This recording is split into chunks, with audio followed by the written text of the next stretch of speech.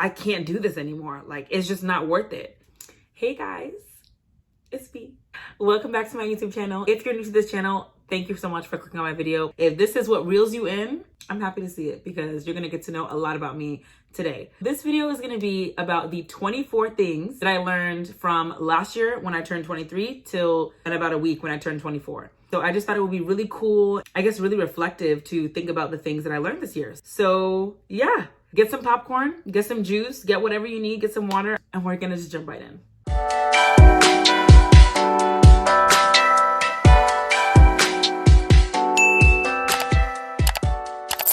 All right, so the first item on this list is going to be that I've learned to stand up for myself. Ever since I was young, throughout all of my friendships, relationships, whatever, I'm always the one to compromise and just be like, okay, it's whatever. I'll just kind of take it and move forward. And sometimes I'll even hold grudges because I didn't get to share my opinion in that sense or voice how I feel or whatever it is. Like I've always just kind of been like, all right, whatever, we'll deal with it later. Or all right, or whatever, I'll compromise.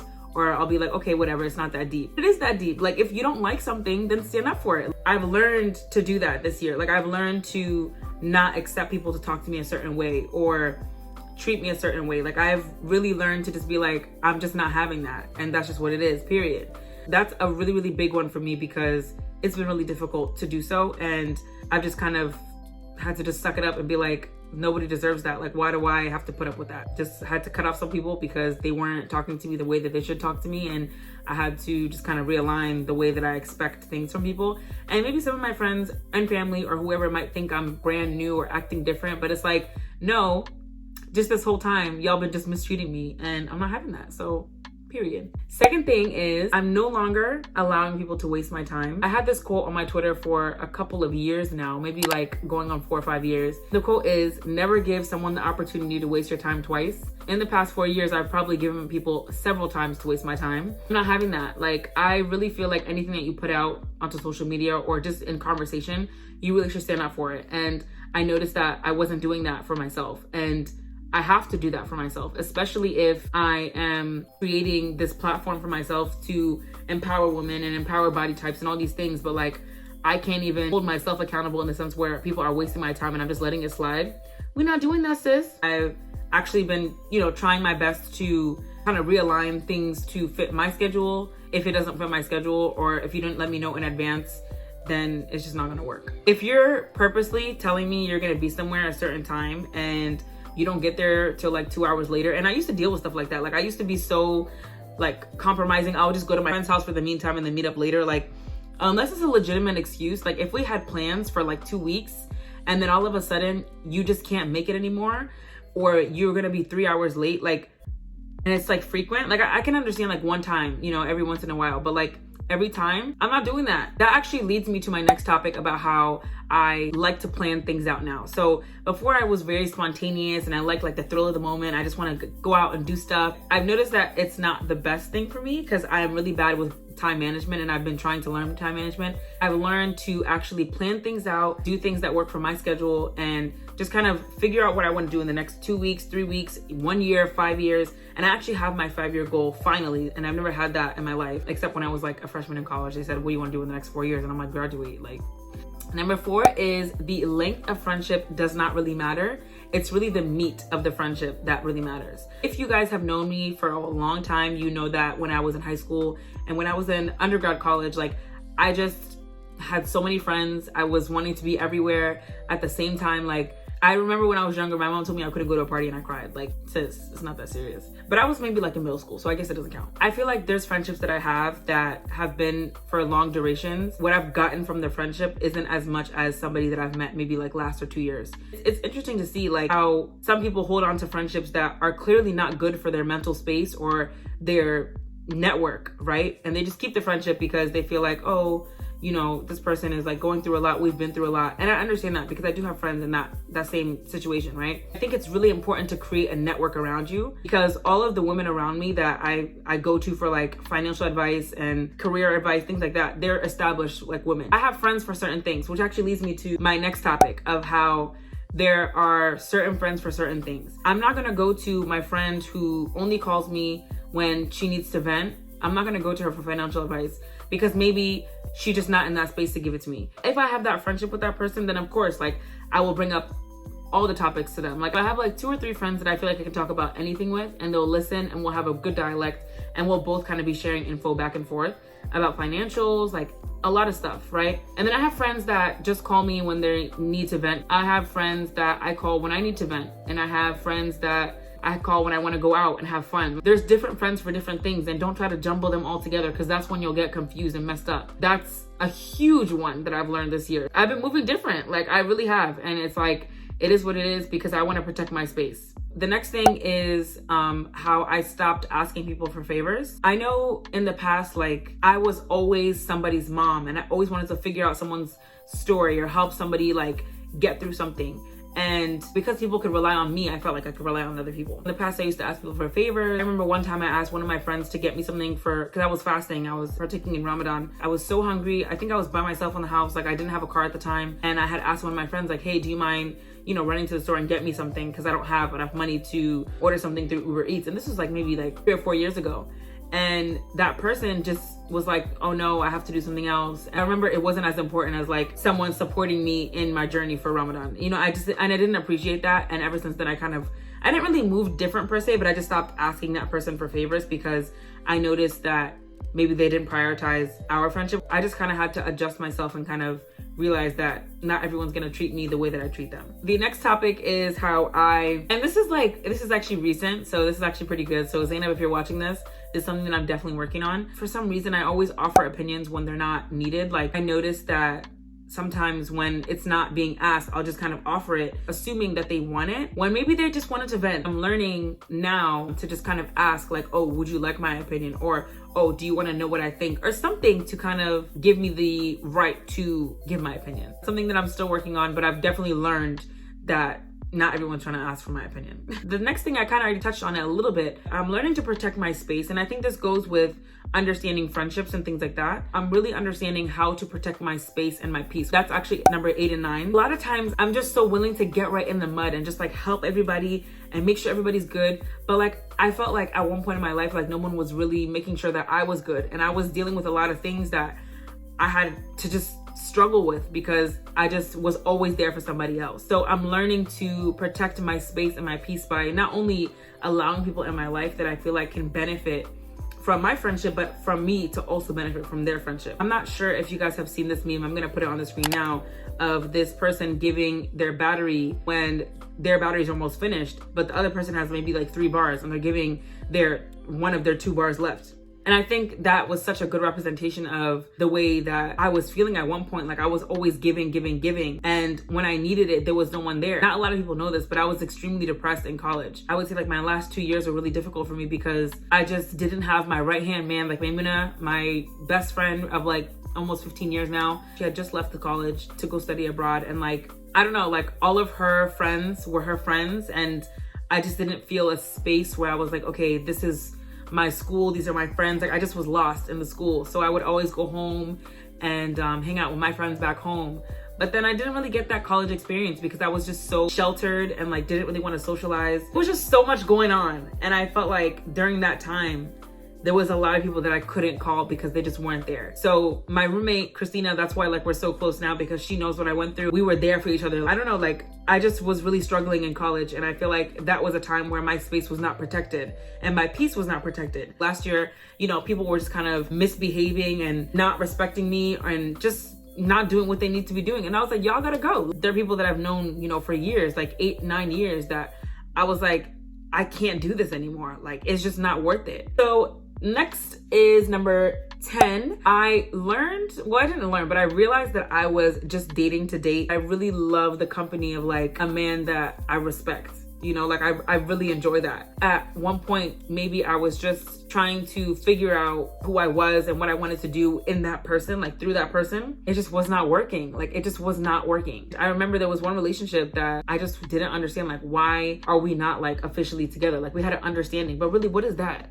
Like, so now that I'm not like just dating to date, I'm learning that I know what I want in a husband, which actually brings me to my next point. Like, I know what I want in a husband, and I know what I want in a partner that would complement me. Like, I know what I want now. And I think that's a huge accomplishment because there was a guy that I was dating that like he fit everything on paper, but like he just wasn't a good person. Like he was lying about stupid stuff. Like what are you lying for? A lot of times you kind of just have to pick up and keep it moving, because it's really not worth it. Like it's really not worth you trying to come and kill yourself because a guy is not realizing your potential. I'm no longer dating to date. I'm dating with intention to marry. I'm turning 24 and I feel like I want to meet my husband in like my 20s, like my early 20s. So I've learned also to forgive and move forward. There was a time in my life where I was really betrayed by somebody that I cared about. That really hurt my feelings. And I don't really get angry, like my feelings just get hurt. People are gonna do what they want to do when they want to do it. Everyone who's wronged me in the past, I've forgiven, to the point where I'm actually like best friends with somebody's sibling that did me really, really wrong. Not everybody in my past who's done me wrong are bad people. I'm not saying that. Sometimes you have to understand that maybe that person is not at that point that you're at for you to realize, hey, this is wrong. Let me snap out of it. I've added that to my list this year because I've truly learned to forgive and move forward. Speaking of like relationships and like dating and everything, my love language has changed. In the past, my love language was like gifts and words of affirmation. It's just completely a 180. I really like quality time. I really enjoy the time that I have with my significant other because we're busy working, you know, we're always out doing stuff. Like it's so important to like just take the time and reflect on you guys. The second love language will be physical touch, like holding hands, or, you know, like your hand on my lap, or just like small stuff like that. Like I think it's cute. If you were to ask me 2-3 years ago, do I like holding hands? I would say, heck no, please don't touch me. Next is that I'm on my own clock. So that means a lot of things. I'm gonna do what I wanna do when I wanna do it on my time, period. Like I'm on my clock because I'm Mariam and Mariam wants to do what she wants to do. When I was younger, my family kind of influenced, you know, what I would do on a daily basis or whatever. And I had to respect that because obviously I'm living in my mom's house. And I still respect that to this day, but I communicate with her in a better way where I can explain to her, hey, I'm doing this, I'm doing that. I think that it's really important for you to pick and choose what's important. Pick and choose what time you want to be on, where you don't want to be, where you do want to be, who do you want to spend your time with. Like you're literally on your own clock. Don't worry about whether or not you haven't finished college yet if you're 25. Don't worry about, you know, all of these things. Just figure it out at your own pace. Like for me, thank God, you know, by the grace of God, like I've been able to finish college. Eventually I will get into my higher degrees and things like that. But it's like, I can figure that out when I want to figure it out on my own time. No matter where you are in your life, like you're going to figure it out at your time when it's supposed to be right for you. I've just learned that I'm extremely sensitive. When someone hurts me or says something that's hurtful, my feelings are just hurt. Like I'm not angry. I don't want to yell. I don't want to argue. I'm just hurt. Like I just want to have a conversation and move forward because it just hurt my feelings. That's really it. I'm learning to create boundaries for myself because when you are so sensitive, and in general, if you're not sensitive, I feel like regardless, you need to create boundaries. Because I'm so sensitive, I have to create those boundaries and draw a line where I'm like, that is not a topic I want to talk about. And that's not a topic that I feel like as a friend or as whatever you should be talking about with me. However, there's certain friends that I can talk about anything with, but there's certain friends that I just don't want to talk about that with you. An example of that is my weight. Like my weight is always up and down. And that's why like I put out that Chloe Ting video. So if you haven't watched that already, I lost a couple inches off my waist. So if you want to watch that video, I'll pull it up right here. That's a boundary for me because there's certain friends that don't know how to talk about my weight in a sensitive way. I'm just not really willing to talk about that with some of my friends. So that's a boundary that I've drawn this year, kind of, you know, indicating, you know, we're cool, but that's not something that I want to talk about with you. I am creative. I never looked at myself as a creative. I never looked at myself as creative, but I'm learning to do things that I really enjoy. Like, for example, my painting right here. I like to go to, you know, painting bars and just kind of like paint random things that they have on setup. So I painted this one. I think this is at my friend's birthday party. Yeah, my best friend's birthday party. We painted those together. So that one was really fun. And that's why it's actually right above my bed because it means a lot to me. Let me actually show you guys. Can I flip the camera?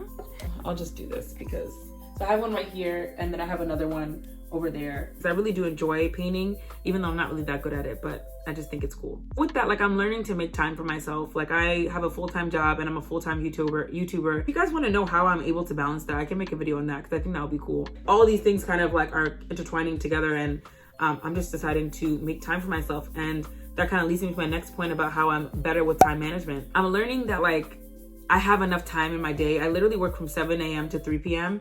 and I have the rest of the day to myself. I remember, you know, in the beginning of the year, like I would come home from work and like I would just sleep for like 2 hours or 3 hours. and now it's 6 o'clock and I'm like, oh, where did my day go? I'm learning to really allocate the appropriate time for appropriate things, which is the reason why I started my weight loss journey. So I've been actually working out pretty consistently and doing all these other things that I would have never done, like being consistent on my YouTube channel. Yeah, like I'm just making time for myself and what's important to me. I'm actually getting really better at Excel. I actually thought I was an intermediate level, but as soon as I got into my corporate job, like I noticed like, okay, I'm not that good as I thought. So Excel is an extremely well organized and well created software. Like it shocks me every day. Like literally every single day I learn something new. So I'm getting better with Excel. It's actually allowing me to do my job better. So this year I also bought a brand new car because I had to give my mom's car to my brother because he just started learning how to drive. So I had to get a car. So I got a car, and when I was there, I learned how to bargain for a car because he was trying to give me something that was like $3,000 or $4,000 more than what I was willing to pay for. And I was able to finesse. So that's like a big accomplishment, is my baby. And I will just insert a picture now of what my car is. It's just so cute. So yeah, that's a big accomplishment for me. I'm on number 22. We're almost done here. The 22nd thing I learned this year is that I hate doing my makeup. Oh my goodness. I just hate doing it. I think it's also in a sense where like, I just don't like having it on my face. Like even today, I have been really improving my skin. I don't have an ounce of foundation on. I literally just have my eyebrows done and concealer around my cheeks, like right here, and my chin and around my mouth, but no foundation. Like I literally have been trying to limit the amount of makeup I wear because I think my skin is really improving. The fact that it looks this good with no foundation is kind of insane. I'm really trying to get better at kind of my skincare routine, and if you haven't already, I actually made a video on my skincare routine. So if you want to find out what I did or what I've been doing, then I'll link that above so you guys can go check that out after this video. Which is why I haven't done a makeup video for you guys in a long time, because I just don't really enjoy it.